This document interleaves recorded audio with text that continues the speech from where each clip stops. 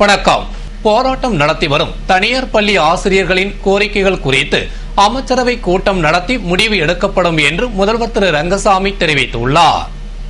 புதுவையில் அரசு உதவி பெறும் தனியார் பள்ளி ஆசிரியர்களின் போராட்டத்திற்கு முடிவு காண அரசு ஊழியர் சங்க பிரதிநிதிகள் முதல்வர் திரு ரங்கசாமியை சந்தித்து பேசினர்.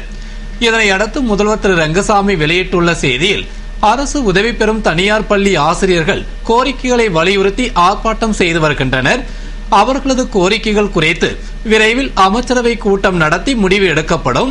எனவே ஆசிரியர்கள் போராட்டத்தை கைவிட்டு கலைந்து செல்லுமாறு கேட்டுக் கொண்டதாக அவர் கூறினார். புதுவையில் மூதாட்டியை கொலை செய்த வழக்கில் 5 வாலிபர்களை போலீசார் கைது செய்து நகைகளை மீட்டனர்.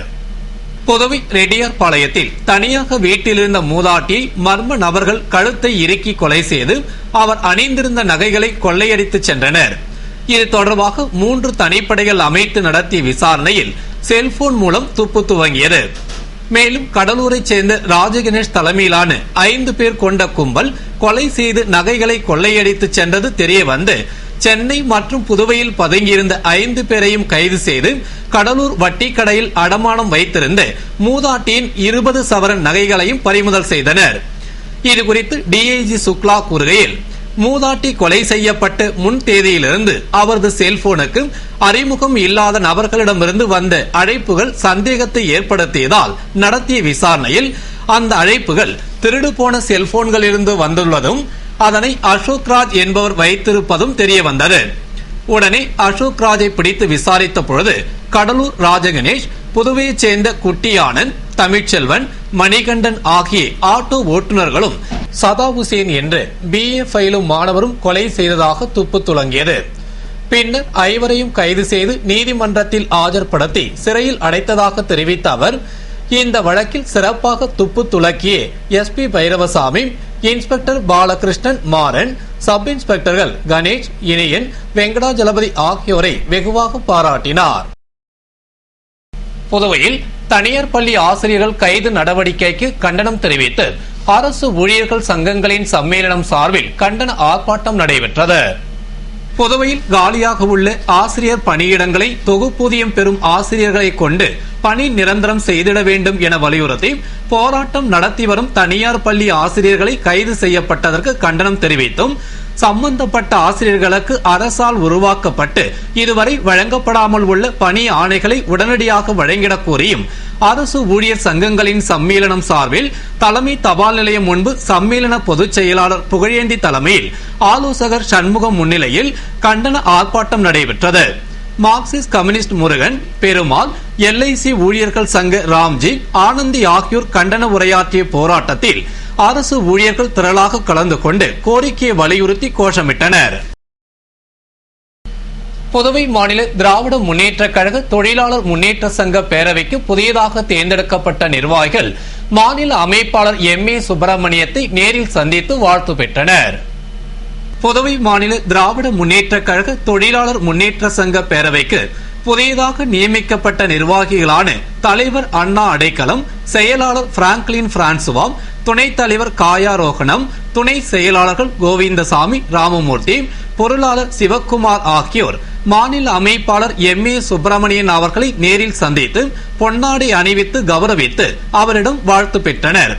நிகழ்ச்சியின் பொழுது AFT மில் தொழிலாளர் முன்னேற்ற சங்கத்தினர் ரவி, முத்துகிருஷ்ணன், தணிகாசலம், துரைராஜ், முருகையன், குப்புசாமி, முருகன், மிஷேல், சிவலிங்கம், ஜெயமூர்த்தி, ஆதித்தன், நாராயணன், புதுவை சாலை போக்குவரத்து தொழிலாளர் முன்னேற்ற சங்க நிர்வாகிகள் தஷ்ணாமூர்த்தி, சின்னத்தம்பி, தமிழ்நாடு அரசு போக்குவரத்து தொழிலாளர் முன்னேற்ற சங்க நிர்வாகிகள் வெங்கட்ராமன், ஜோதிநாதன், சரவணன், செல்வராஜ் ஆகியோர் உடனிருந்தனர். புதுவை நேரு யுவகேந்திரா சார்பில் வெளியிடப்பட்டுள்ள வேலைவாய்ப்பு அறிவிப்பில் கல்வி தகுதியில் குளறுபடி உள்ளதால் அதனை தெளிவுபடுத்த வேண்டும் என்று காங்கிரஸ் செய்தி தொடர்பாளர் வீரராகவன் வலியுறுத்தியுள்ளார். இது குறித்து காங்கிரஸ் செய்தி தொடர்பாளர் வீரராகவன் கூறுகையில், புதுவை மற்றும் காரைக்காலில் நேரு யுவகேந்திரா சார்பில் தேசிய இளைஞர் படைக்கு விண்ணப்பங்கள் வரவேற்கப்படுவதாக நாளிதழில் வெளியிட்டுள்ள அறிவிப்பில், ஒரு நாள் அறிவிப்பில் கல்வி தகுதி 10ஆம் வகுப்பு என்றும் மற்றொரு நாள் அறிவிப்பில் 12ஆம் வகுப்பு என்றும் குறிப்பிடப்பட்டுள்ளது. இந்த கல்வி தகுதி பற்றிய அறிவிப்பில் குளறுபடி உள்ளதால் இளைஞர்கள் குழப்பத்தில் உள்ளனர். எனவே இளைஞர்களுக்கு ஏற்பட்டுள்ள குழப்பத்தை போக்கும் வகையில் சரியான கல்வி தகுதி எதுவென்று தெளிவுபடுத்த வேண்டும் என நேரு யுவகேந்திரா தமிழகம் புதுவை திட்ட இயக்குனர் சதாசரத்திற்கு தான் மனு அனுப்பியுள்ளதாக தெரிவித்த அவர், மேலும் பணி நிரந்தரம் உள்ளிட்ட கோரிக்கைகளை வலியுறுத்தி நியாயமான முறையில் போராட்டத்தில் ஈடுபட்ட தனியார் பள்ளி ஆசிரியர்களை சர்வாதிகார போக்குடன் பெண்கள் என்றும் பாராமல் குண்டுகட்டாக தூக்கிச் சென்று கைது செய்த நிகழ்ச்சியை காங்கிரஸ் சார்பில் வன்மையாக கண்டிப்பதாகவும், முதல்வர் திரு ரங்கசாமியின் அரசு தொடர்ந்து தொழிலாளர்கள், ஆசிரியர்கள், அரசு ஊழியர்கள் என அனைத்து தரப்பினருக்கும் எதிரான சட்டவிரோத செயல்களில் ஈடுபடுவதாக குற்றம் சாட்டி பேசினார். புதுவை உழவர்கரை ரீனா மகாலில் மின்துறை தொழிலாளர் முன்னேற்ற சங்கம் சார்பில் சங்க தலைவர் பணி ஓய்வு பாராட்டு விழா மற்றும் புதிய நிர்வாகிகள் பதவியேற்பு விழா நடைபெற்றது. புதுவை மின்துறை தொழிலாளர் முன்னேற்ற சங்கம் சார்பில் உழவர்கரை மூலக்குளம் ரீனா மகாலில் சங்க தலைவர் நாகரத்தினம் அவர்களின் பணி ஓய்வு பாராட்டு விழா, புதிய நிர்வாகிகள் பதவியேற்பு விழா முன்னாள் முதல்வர் ஜானகிராமன் தலைமையில் நடைபெற்றது. சங்க பொதுச் செயலாளர் மதிவாணன் வரவேற்று பேசிய விழாவில் திமுக மாநில துணை அமைப்பாளர் SP சிவக்குமார் துவக்க உரையினையும், முன்னாள் இளைஞரணி அமைப்பாளர் சிவா சிறப்புரையினையும், முன்னாள் சட்டமன்ற உறுப்பினர் ராஜாராமன், இளைஞரணி துணை அமைப்பாளர்கள் திருவண்டார்கோவில் காந்தி, IG வீரராகு ஆகியோர் வாழ்த்துரை வழங்கினர். தொடர்ந்து புதிய நிர்வாகி பதவியேற்றுக் கொண்டனர். இதனையடுத்து சங்க தலைவர் நாகரத்தினம் ஏற்புரை வழங்கிய விழாவின் நிறைவில் பொருளாளர் கண்ணன் நன்றி கூறினார். விழாவில் சங்க நிர்வாகிகள் மற்றும் உறுப்பினர்கள் திரளாக கலந்து கொண்டனர். புதுவை வெள்ளியனூர் காங்கிரஸ் பிரமுகர் கொலை வழக்கில் நெல்லித்தோப்பு சிக்னல் அருகே பதுங்கியிருந்த 5 குற்றவாளிகளை போலீசார் சுற்றி வளைத்து பிடித்து சிறையில் அடைத்தனர். புதுவை வெள்ளியனூரைச் சேர்ந்த ஐயனார் என்ற காங்கிரஸ் பிரமுகர் கடந்த 26ஆம் தேதி மர்ம கும்பலால் அரிவாளால் வெட்டி கொலை செய்யப்பட்டது. இதுகுறித்து தனிப்படை அமைத்து விசாரணை நடத்தி வந்த வெள்ளியனூர் போலீசார் நெல்லித்தோப்பு சிக்னல் அருகே கொலையாளிகள் பதுங்கியிருப்பதாக தகவல் அறிந்து அங்கு சென்று கொலையில் முக்கிய குற்றவாளிகளான மூலக்கடை சந்துரு, திரிவேணி நகர் விஜயகுமார், VVP நகர் சின்ன ஐயனார், நயனார் மண்டபம் லியோ, வசந்த் நகர் ரவி ஆகியோரை கூண்டோடு சுற்றி வளைத்து பிடித்து கைது செய்து விசாரணை நடத்தினர். விசாரணையில் அவர்கள் நிலம் தொடர்பாக விஜயகுமாருக்கும் ஐயனாருக்கும் பிரச்சனை இருந்து வந்ததாகவும், அப்பொழுது வேலுவின் தம்பியை ஐயனார் தடியால் அடைத்து காயம் ஏற்படுத்தியதாகவும், தனது தம்பியை தாக்கியதற்கு பதிலடி கொடுக்கும் வகையில் வேலு தனது நண்பர்களுடன் சதி திட்டம் தீட்டி ஐயனாரை நோட்டமிட்டு அவர் தனியாக இருந்தபொழுது கொலை செய்ததாகவும் பரபரப்பு வாக்குமூலம் அளித்தார். இதனையடுத்து குற்றவாளிகளை போலீசார் நீதிமன்றத்தில் ஆஜர்படுத்தி பின்னர் சிறையில் அடைத்தனர்.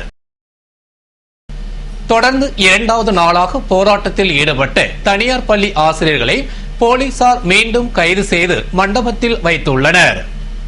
புதுவை அரசு உதவி பெறும் தனியார் பள்ளிகளில் காலியாக உள்ள பணியிடங்களை நிரப்ப வேண்டும், பணி நிரந்தரம் உள்ளிட்ட கோரிக்கைகளை வலியுறுத்தி நேற்று முன்தினம் தனியார் பள்ளி ஆசிரியர்கள் பேரணியாக சென்று சட்டசபையை முற்றுகையிட முயன்றனர். அவர்களை போலீசார் தடுத்து நிறுத்தி 81 பெண்கள் உள்பட 110 பேரை கைது செய்து கரிகுடோனில் தங்க வைத்து பின்னர் விடுதலை செய்தனர்.